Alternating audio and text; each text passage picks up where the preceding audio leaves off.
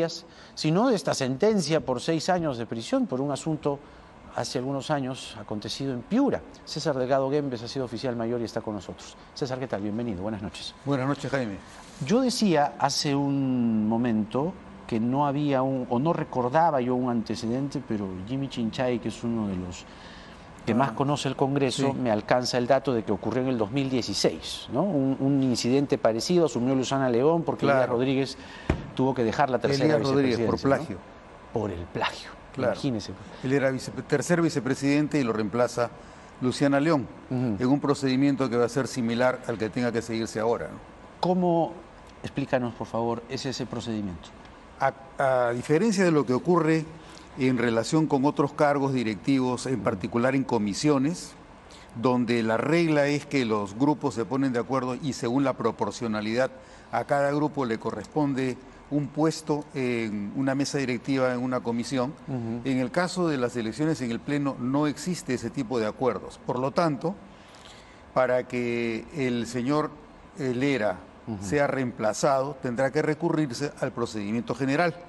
El procedimiento general consiste en que una vez que él vaca el puesto de un vicepresidente, como ocurrió con el caso del señor Elías Rodríguez, tendrá que convocarse a una elección de mesa directiva. 24 horas antes se tendrá que presentar las postulaciones de los candidatos y el día de la elección ganará el puesto de tercer vicepresidente el congresista que reciba la mayoría absoluta del número de votos, es decir, 66 votos, o de lo contrario, si no lo alcanza en la primera vuelta, en la segunda vuelta el que obtenga la mayoría simple.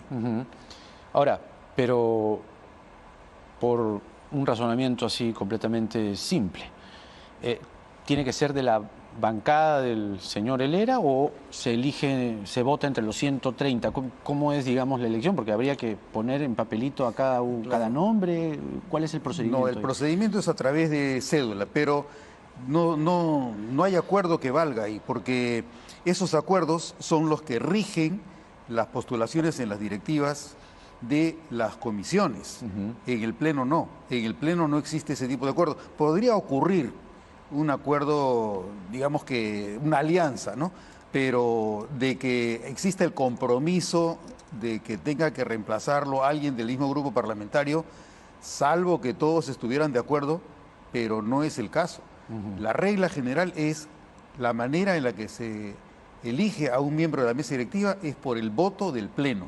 Si existe un acuerdo de otra naturaleza, eso es más allá de lo que prevé el reglamento. Cabe, por ejemplo, en el caso, me parece que de Luciana León, me parece que hubo una sola lista. Eso querría decir que en ese entonces todos estuvieron de acuerdo en que quien reemplazara a Elías Rodríguez sea una persona del mismo grupo parlamentario. Eso hubo consenso, pero no es la eso, regla. pues hubo consenso. Ahora no lo sé, no lo podemos saber. No sé, me imagino que siendo tan pocos los de Somos Perú, aparte que el consenso en este caso y ese acuerdo que se fijó a inicios del periodo era entre un determinado grupo de grupos parlamentarios, no eran todos. Entonces ahora cabe que haya más de una lista que pretenda el reemplazo del tercer vicepresidente. ¿Qué es reflejo además de la atomización que se ha observado en estos últimos días recientes del nuevo periodo de la señora Camones? 13 grupos parlamentarios, cambios por doquier, 30 congresistas que han saltado de una bancada a otra. ¿Esto también tiene antecedente? ¿Así de esa magnitud? Como dinámica, sí, porque es parte de otro fenómeno, el transfugismo, que fue precisamente lo que determinó a el Congreso que se modificaran las reglas en el año 2016 para que la fotografía permaneciera durante los 5 años. Lamentablemente hubo una acción de inconstitucionalidad contra esas modificaciones reglamentarias. El Tribunal Constitucional terminó dejando sin efecto por inconstitucionales los cambios que se habían producido en el reglamento del Congreso para evitar el transfugismo, como consecuencia de lo cual el señor Daniel Salaverry autorizó al oficial mayor de entonces, a Gianmarco Paz, para que inscribiera a cualquier grupo parlamentario a partir del criterio de conciencia. Entonces ahora se ha debilitado a los grupos parlamentarios y no rige la regla que se aprobó entre septiembre y octubre del año 2016 con la señora Luz Salgado. ¿Este Congreso debe irse para ti? Mira, yo me temo que las reacciones afectuales que nos llevan a todos a denigrar el Congreso que tenemos en estos momentos pueden traernos efectos colaterales no queridos que pueden ser peores que los que ya tenemos. Esa es la experiencia que yo tengo. ¿La anarquía, el desgobierno o qué? Es que cada vez que tú dices que se vayan todos, como ha ocurrido, tienes congresistas que llegan sin ninguna experiencia, sin ninguna capacitación y termina lo corregido, termina peor que lo que se quiso corregir. Dices bien, porque por ejemplo yo ahora recordaba hace un momento con la congresista Carol Paredes, un acusado de violación, ¿no? El señor Helera sentenciado, encima afirma lo que afirma. El señor Héctor Acuña con Jimmy Chinchay ayer diciendo, pobre el acusado de violación, ¿cómo se debe estar sintiendo? No nos importa, no nos importa. Entonces reflexionaba yo, sarcásticamente si quieres, que extrañaba a la robacable, que extraño al comepollo, ¿no? Son más inofensivos que un violador. Dios mío. Yo creo que el periodo de degeneración progresiva que estamos constatando empieza probablemente el año 2006 con casos como el de la señora Canchaya. Ahí empieza, creo yo, una sucesión, ¿no? Elsa Canchaya. Ahí empieza una sucesión de casos que se van denunciando políticamente y mediáticamente, como consecuencia de lo cual hasta ahora no terminamos de sorprendernos de lo que tenemos en el Congreso. Ese es el gran problema. Pero ¿por qué pasa nuevamente? ¿Por qué pasa? Pasa porque los partidos políticos no califican como partidos políticos. No, son vientres de alquiler, pues. Nos van proponiendo a gente cuya competencia, capacidades, habilidades no son preparadas por los partidos con el dinero que reciben por financiamiento público del Estado.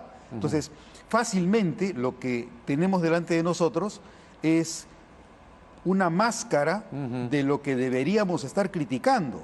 Se critica al Congreso, pero los responsables no son los congresistas, son los partidos que nos propusieron a candidatos que no eran competentes para que nosotros les confiáramos nuestro mandato. Entonces, mientras que las pantallas de televisión no enfoquen a los partidos para ver qué están haciendo con el dinero público del financiamiento en materia de capacitación, no va a pasar nada, porque seguiremos, si queremos, fortaleciendo a los partidos políticos, pero ¿para qué? Para que nos sigan reproduciendo la misma debacle que ahora criticamos en este Congreso, en razón de lo cual pedimos que se vayan todos. Exacto. Pero se van a tener que seguir yendo más que todos sucesivamente en esta cadena, porque los partidos políticos no cumplen con capacitar a sus militantes para desempeñarse correctamente en los puestos representativos y en la gestión del Estado. Claro, y justo me recuerdas un caso conocido en octubre del año pasado, que Fuerza Popular contrató asesorías de Fernando Rospigliosi y Úrsula Letona por casi 300.000 soles, con el dinero de los fondos de financiamiento público. ¿Para eso sirve? No, pues. No, pues. No, lo que pasa es que en la norma sobre financiamiento público se ha añadido una cláusula que permite validar el uso del financiamiento para capacitación con otro tipo de actividades que no son propiamente la capacitación. Lo que tendría que ocurrir sería que los partidos políticos muestren cuál es la malla curricular y cuáles son los sílabos de los cursos con los cuales ellos van a acreditar, a certificarle a la población que quienes nos propongan para ocupar puestos representativos, y no solamente en el Congreso, en todos los gobiernos subnacionales, son gente calificada para ocupar ese perfil de competencias. Eso es lo que pasa en cualquier empresa, pero en el Estado no hay criterio de gestión estratégica.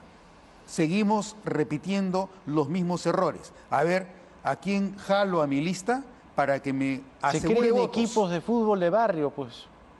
O de vóley. ¿No? O de vóley o de lo que sea.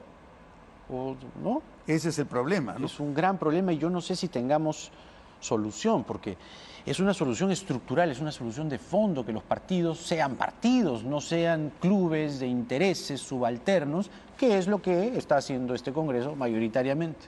¿Cuál es el gran problema de los partidos? Que no tienen los líderes que se necesitan, porque si tú tienes líderes o dirigentes, tendrían la visión necesaria para darse cuenta cómo cumplen con el papel que deben cumplir ante el Perú, no solamente para ganar escaños, sino para que el Perú sea mejor. La ausencia de liderazgo es la que nos mata a los partidos políticos, los líderes que no tienen visión de lo que necesita el Perú. Yo no sé si hay líderes, te soy honesto, después de esta dramática realidad. No hay una oposición.